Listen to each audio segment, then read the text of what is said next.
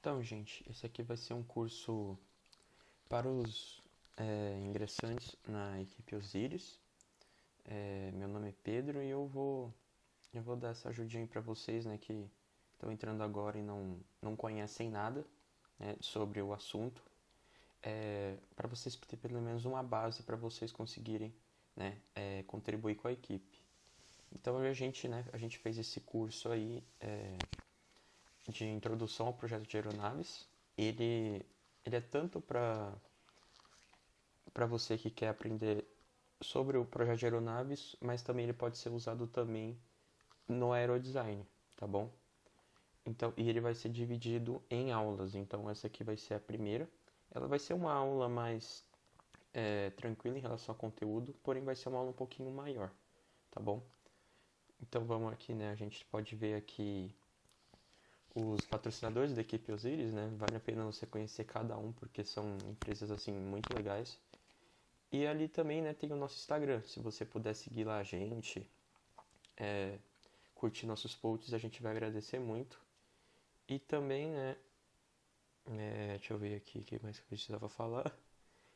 Esse material aqui, ele vai ser disponibilizado depois. Eu não sei quando, porque os slides ainda não estão todos prontos. Mas quando estiver pronto, eu vou disponibilizar tudo para vocês de uma vez, tá bom? Então vamos começar aqui.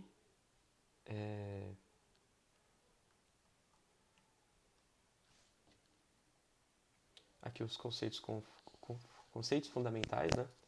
Aí a gente vai começar aqui, né? Vamos primeiro começar, né, falando do primeiro voo que aconteceu lá em Paris em 1906 com o Santos Dumont, né? Foi o primeiro voo realizado de verdade, que né, ele durou 60 metros ali, com a altura de 6 metros acima do solo. Foi o primeiro voo homologado da história, né? Tem muita aquela discussão, né, se foi aqueles irmãos lá americanos que conseguiram o primeiro voo, porém não, o voo deles foi basicamente eles colocaram um avião em uma catapulta. Isso não é um voo, né? Isso aí é só jogar uma coisa e deixar ela planar. O avião do Santos Dumont não, ele realmente planou sem a ajuda de nenhum mecanismo externo. Aqui o próximo slide é a evolução, né, pós primeiro voo, né, depois né, desse voo do Santos Dumont a gente teve um boom, né, nos projetos de aeronaves, né, com voos supersônicos, conquista do espaço e grandes aeronaves, né, de passageiros e cargas. Aí aqui, né, a definição dos componentes da aeronave. Aqui, né, o avião é definido como aeronave de asa fixa, mais pesada que o ar, movida por propulsão mecânica, que é mantida em condição de voo devido à reação dinâmica do ar que escoa através de suas asas. Aí aqui embaixo, né, a gente tem algumas partes do avião que é legal a gente dar uma olhada. A primeira aqui, vocês devem estar vendo o meu mouse, tomara, porque eu coloquei para vocês verem. A gente tem a empenagem, né, que é essa parte aqui de trás. Daqui a pouco a gente vai explicar um pouquinho sobre ela. A fuselagem, que é essa área principal aqui. A asa, o trem de pouso, né, que são essas rodinhas aqui. E o grupo motopropulsor, né, que vai fazer o avião voar. Além das asas também, né? Aí aqui, vamos para o próximo slide, falar aqui sobre a fuselagem, né? A fuselagem inclui a cabine de comandos, que contém os assentos para os ocupantes, controles de voo da aeronave, também possui compartimentos de carga e os veículos de fixação para outros componentes principais do avião. A fuselagem basicamente pode ser construída de três formas distintas. Tem a fuselagem treliçada, a monocoque e a semi-monocoque. Primeiro a gente vai ver aqui a treliçada. A estrutura em forma de treliça para a fuselagem é utilizada em algumas aeronaves. A resistência e rigidez desse tipo de estrutura é obtida pela junção das barras em uma série de modelos triangulares, né? Ficou meio cortado aqui. Aí aqui embaixo, né, vocês podem ver como é uma estrutura treliçada. Normalmente é a que é usada no aerodesign também. Tem a fuselagem de estrutura monocoque, que é a estrutura em formato aerodinâmico dado pelas cavernas, né? Vocês veem esses círculos aqui são as cavernas que ele está falando aqui. As cargas atuantes no voo são suportadas por essas cavernas também, pelo revestimento. Por esse motivo, a fuselagem deve ser deve ser revestido por um material resistente aos esforços atuantes durante o voo. E a semi-monocoque. Neste tipo de estrutura, os esforços são suportados pelas cavernas ou anteparos, revestimento e longarinas. Então aqui, ó, ele tem um revestimento, já tirando, né, já contrário da outra, né, que também tem, mas por exemplo aqui, ó, vocês veem, tem as longarinas. Aqui já não precisa ter, entendeu? Por isso que ela é semi. E aqui, né, vamos falar aqui agora sobre as asas. As asas são superfícies sustentadoras unidas, a cauda, ao lado da fuselagem, né, e representam os componentes fundamentais que suportam o avião no voo. Para elas existem numerosos projetos, tamanhos, formas usadas pelos vários fabricantes. Cada modelo é produzido para atender às necessidades de desempenho previstas para o avião desejado. Aí aqui, né, a gente tem como as asas podem ser fixadas, né, no avião. A gente tem a asa alta, você pode ver aqui na imagem A asa média, né, que ela fica ali no meio, vocês podem ver aqui na imagem B, e a asa baixa, né, que você pode ver na imagem C ou nessas imagens aqui do lado também, né. As características da asa alta. Ela tem a melhor relação LD. O que é LD? Força de sustentação e força de arrasto. Então, ela dá uma maior rendimento, né? E maior estabilidade lateral da aeronave, menor comprimento de pista necessário para pouso, uma vez que minimiza a ação do efeito solo. E para aeronaves de transporte, simplifica o processo de colocação e retirada de carga, visto que a fuselagem se encontra mais próxima do solo. Características da asa média. Essa configuração geral está associada à menor geração de arrasto entre as três colocações citadas, pois o arrasto de interferência entre a asa e a fuselagem é minimizado. A maior desvantagem desse tipo de asa é que está em problemas estruturais, uma vez que o momento fletor na raiz que a asa exige a necessidade de estrutura reforçada na fuselagem da aeronave. Então ela tem que ser bem fixada, né, na hora de fazer seu aeromodelo, sua aeronave, porque isso é um grande problema. E a asa baixa. A maior vantagem da asa baixa está direcionada ao projeto de trem de pouso. Em muitos casos, a própria asa serve como estrutura para suportar as cargas atuantes durante o processo de taxamento e pouso. Então, não vai ter aqui, mas tipo, muitas equipes de aerodesign, elas colocam, quando a asa é baixa, elas colocam o trem de pouso até na asa, né? Fica até mais fácil de colocar. Outros aspectos vantajosos da utilização de uma asa baixa pode ser representado por uma melhor manobrabilidade de rolamento da aeronave e um menor comprimento da pista para decolagem.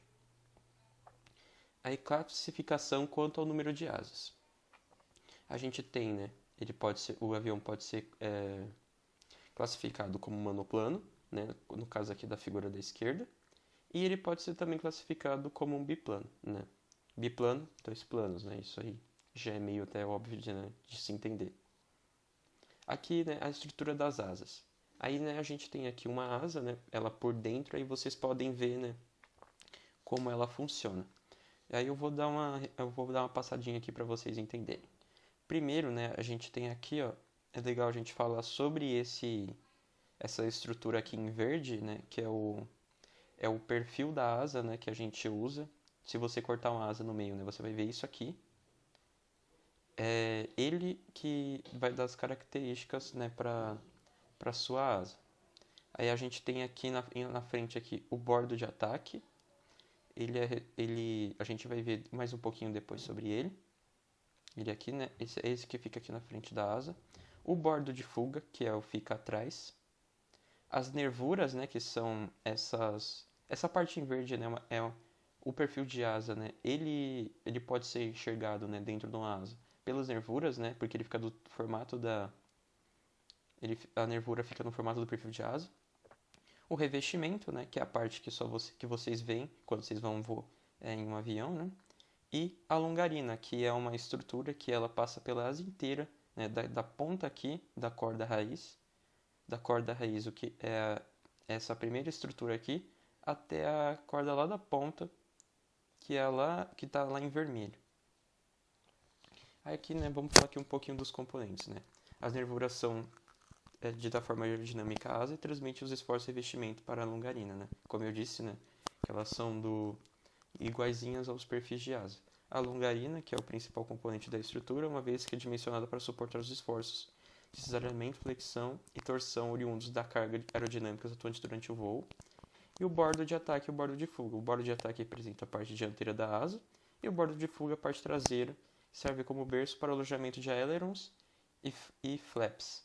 Depois a gente vai ver o que são esses ailerons e os flaps, tá bom? Aí aqui a nomenclatura aqui do perfil da asa. Né? Como eu disse, eu já adiantei, né, para vocês sobre o perfil da asa, é isso aqui, né? Vocês cortam a asa no meio, vocês vão ver isso aqui. O que a gente tem, né, no perfil da asa? A gente tem o bordo de ataque, que é o que a gente já viu ali. O bordo de fuga. A gente tem a espessura do perfil da asa, que ela pode ser ela é essa espessura aqui. Para calcular ela, como é que faz? Ela é 1/4 da corda da asa. Então, ó, tá vendo? A ponta que liga a asa aqui até aqui, isso aqui é a corda. A espessura você vai medir em 1/4, tá bom? A gente tem o extradorso, que é essa parte de cima, e o intradorso, que é essa parte de baixo, tá bom? Aí vamos olhar aqui na imagem aqui da segunda, a gente tem a corda raiz, que eu já adiantei para vocês, que é a primeira nervura ali, e a corda da ponta, que vai ser a última nervura aqui, tá bom? E a gente tem aqui, né, a envergadura. O que é envergadura, Pedro? Um dia alguém te pergunta, qual que é a envergadura desse avião aí que você está fazendo? É a distância entre a corda da ponta esquerda até a ponta da corda direita. Essa aí é a envergadura. Agora aqui temos as geometrias da asa. As dos aviões podem assumir enorme série de formas geométricas de acordo com o propósito do projeto em questão. Aí as principais a gente tem aqui, né, retangular, trapezoidal e a elíptica. Cada modelo possui as suas características, né, vantagens e desvantagens. Aí aqui, né, eu não vou falar aqui agora, vamos passar aqui, ó. Melhor, né? Vamos olhar as imagens, né, para vocês terem uma... É melhor vocês verem do que eu só falar. A gente tem aqui a retangular, né, que ela é um retângulo. A trapezoidal, que ela é mais ou menos um retângulo. Deixa eu tomar uma água aqui, peraí. Tô falando demais. Aí aqui a trapezoidal. Ela é como um retângulo, porém vocês podem ver, é interessante esse modelo aqui, né? Ela aqui é uma asa trapezoidal. As características delas ela é mais fácil de ver por cima. Então, ó, ela é uma asa retangular. Imagina que isso aqui é um retângulo, porém você vê que ela é fina. Então, isso é uma asa trapezoidal. E a asa elíptica, né, que é como se fosse ela é bem mais circular do que as outras, né? As outras são mais retas, né? Essa aqui não, ela é circular. Aqui na retangular, é uma asa de baixa eficiência aerodinâmica, ou seja, a relação, né, de arrasto e sustentação, né, que é o coeficiente de rendimento, ele é baixo. Qual que é a vantagem da asa retangular? Ela é fácil de se construir, né? Ela tem o menor custo de fabricação e a área em planta da asa retangular pode ser calculada a partir da equação a seguir, né, que essa é a área igual a envergadura vezes a corda. O que é isso? O que a gente pode tratar dessa fórmula aqui? É a fórmula da área do retângulo, né? Como a asa é retangular, a gente pode ver aqui, né, a envergadura como a altura vezes a base, né, do retângulo, né, que tem na asa. Aí aqui a asa trapezoidal, né? A asa é uma ótima eficiência aerodinâmica, pois com a redução gradativa da corda entre a raiz e a ponta da asa consegue uma significativa redução de arrasto induzido. Nesse tipo de asa, o processo construtivo torna-se um pouco mais complexo, né?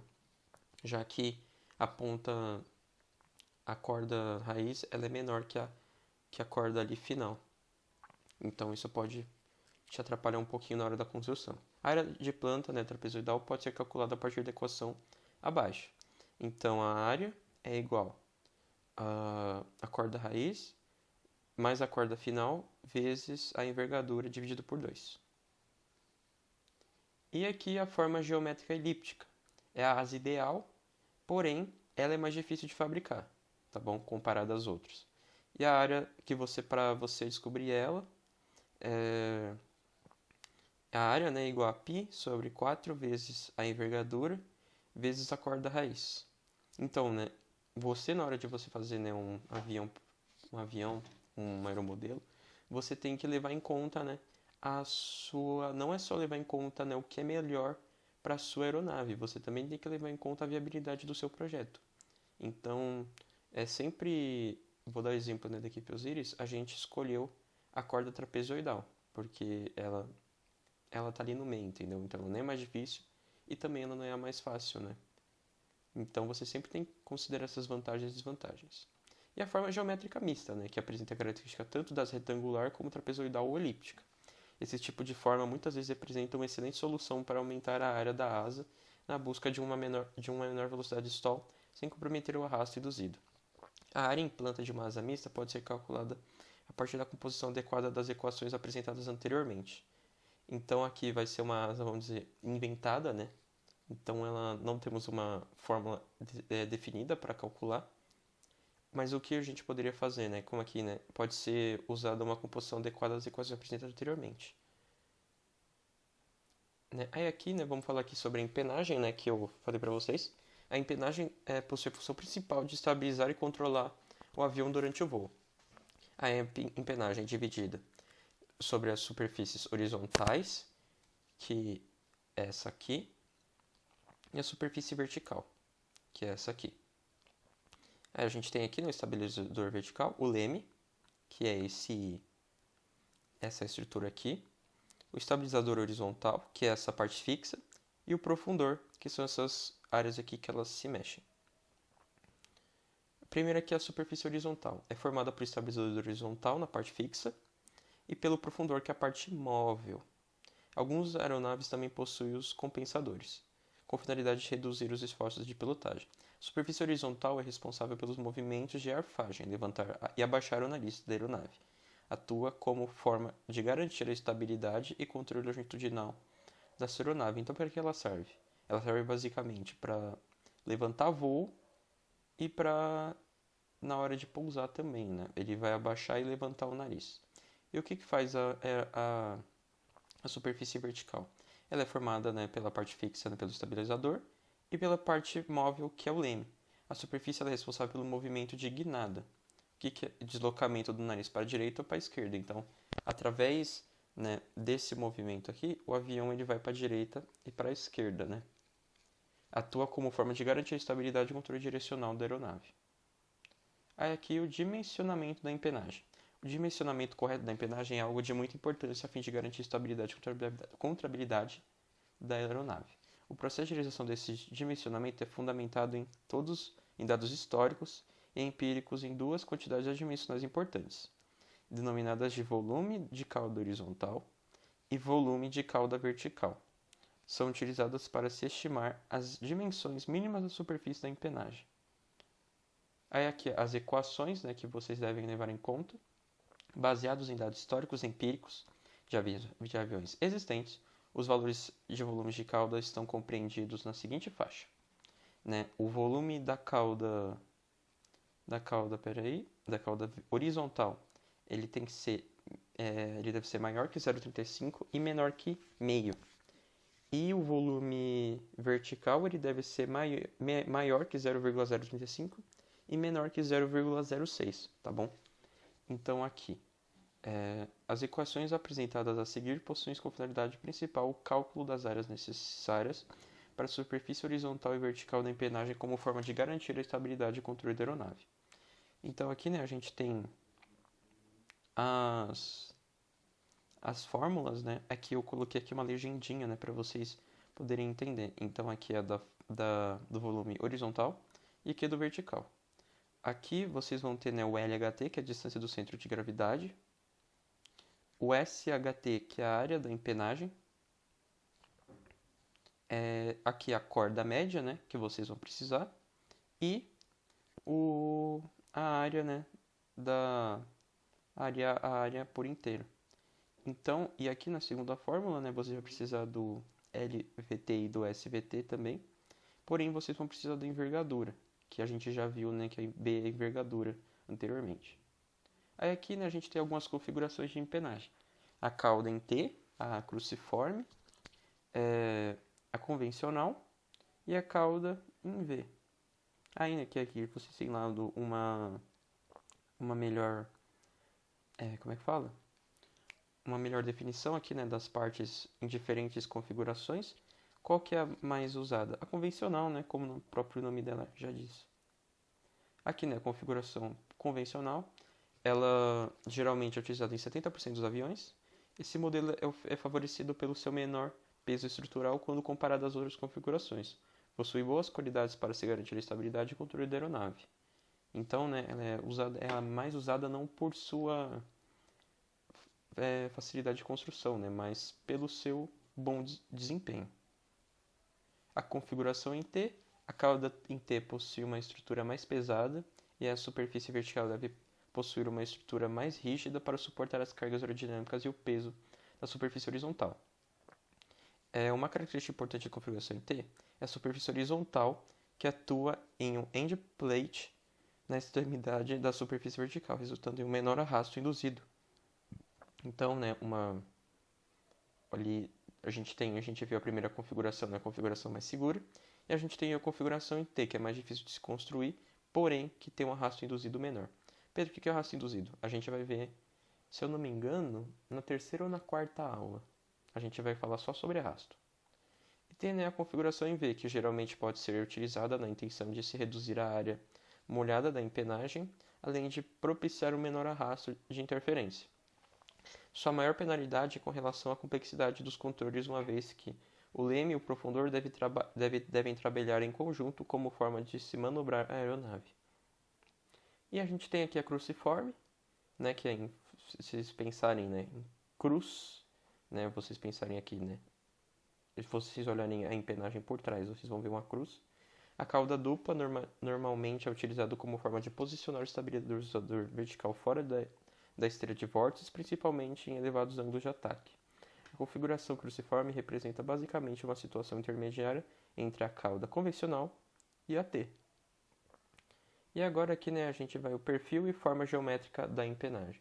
Geralmente são empregados perfis simétricos na superfície da empenagem como forma de garantir, em qualquer sentido de movimento dessas superfícies, a força aerodinâmica gerada seja equivalente. Então, né, se a gente vai ver um pouquinho mais para frente, se eu não me engano, em aerodinâmica, que vai ser a segunda aula. A gente vai ver que perfis assimétricos, que são normalmente usados nas asas, eles têm uma diferença, né?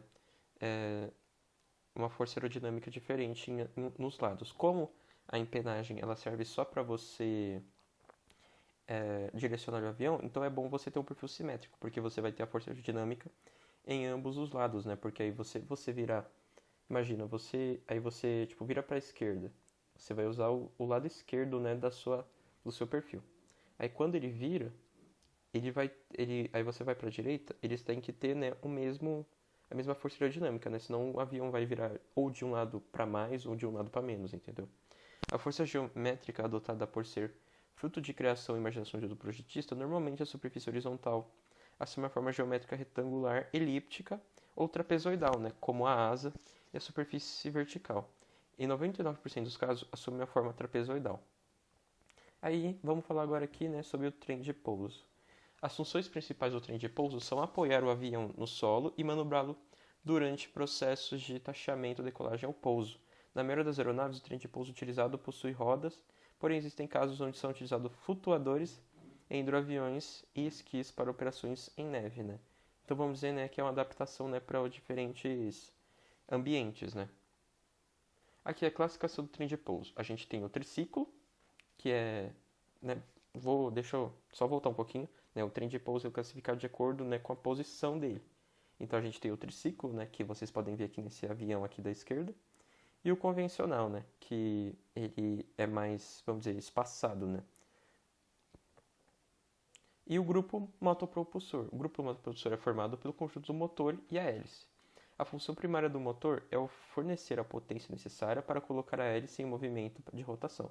A hélice possui a função de gerar tração e impulsionar o seu avião.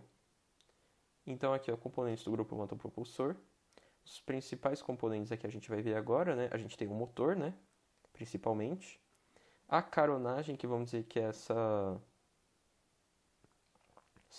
esses componentes que fecham ali o motor, né, para ele não ficar exposto. A parede de fogo, né, que separa o grupo motopropulsor da fuselagem. A hélice, né, que vocês podem ver aqui.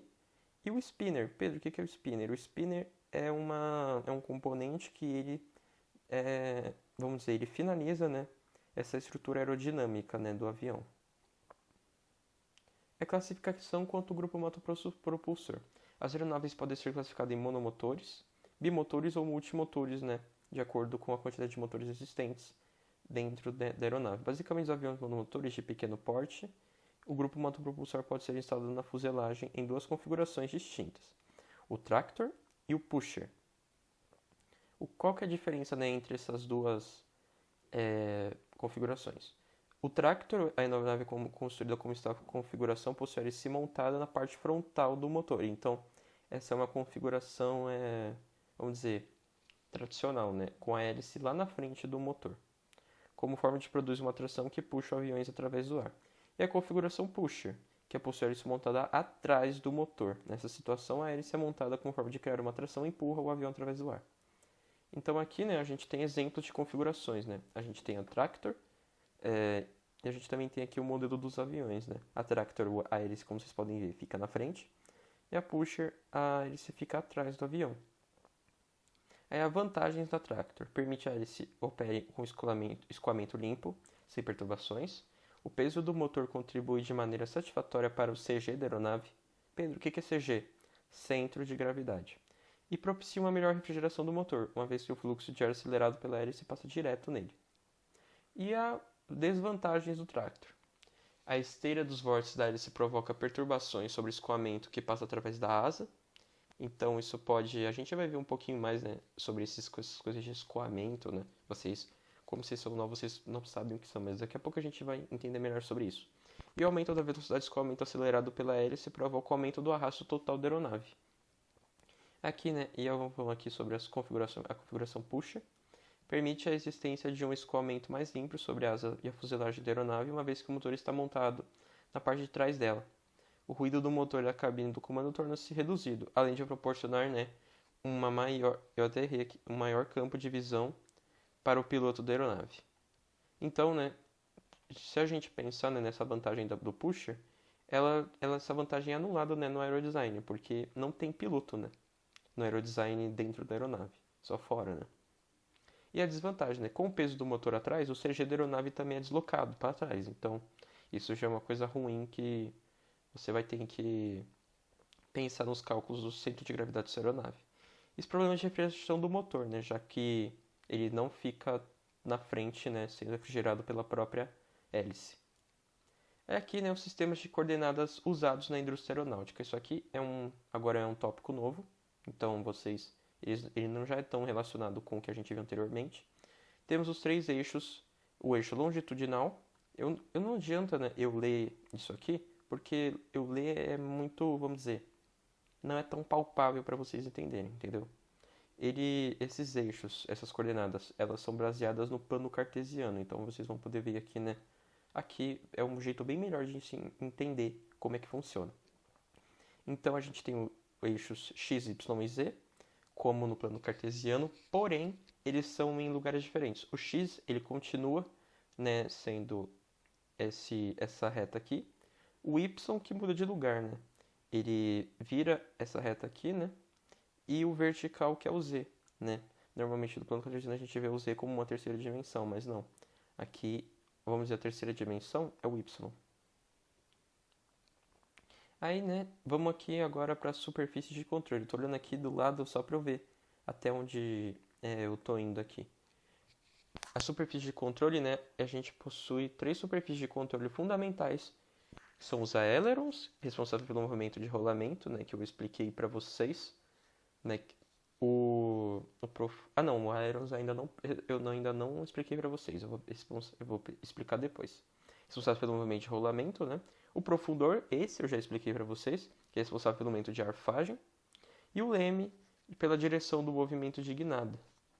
São, né, as três aqui, né, vocês podem ver que a gente já viu, né, o leme profundor a gente viu na parte da empenagem já. E o aileron, que são essas superfícies aqui que vocês vão ver daqui a pouco, melhor. Primeiro aqui os ailerons, né, responsável pelo movimento de rolamento da aeronave e atuam em sentidos opostos à deflexão.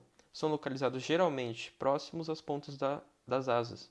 Então, né, vocês podem ver essa elevaçãozinha aqui, ó, elas são os ailerons, né? E Pedro, o que os ailerons fazem? Eles fazem esse movimento aqui, né? Ó, vocês podem ver aqui do lado direito.